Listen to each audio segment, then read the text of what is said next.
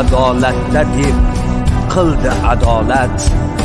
Qurgan saroylari, bog'lari hikmat, tuzgan tuzuklari darsdir jahonga. Yarim dunyo hamon aytadi rahmat. Millat osmonida chaqnadi yulduz, zulmat tunlarini yoritdi kunduz. Taxtida ko'rganda sohib qironni, biron ishni qilishga qasd qilgan bo'lsam, butun zehnim, vujudim bilan bog'lanib bitirmagunimcha undan qo'limni tortmadim.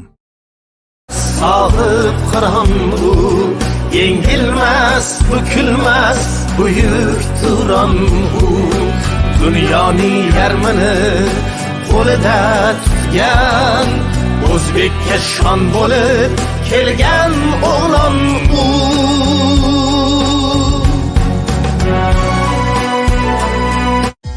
Buyuk sarkarda Amir Temur 1336-yilda Kesh shahri yaqinidagi Xo'ja Ilg'or qishlog'ida tug'ilgan. 1370-yilda hokimiyatni qo'lga olib, Movarounnahrda markazlashgan davlatni barpo etdi. Uning poytaxti Samarqand bo'lgan. Amir Temur umri davomida 27 dan ortiq siyosiy birliklarga harbiy yurishlar qilgan. 1398-yilda Hindistonga yurish qilib, Dehlini egalladi. 1402-yilda esa Anqarada Usmonli sultoni Boyazidni asir oldi. Samarqand uning yuragi edi. Gur Amir uning sukunati. Tarix esa uning ovozi. Temur bu shunchaki ism emas.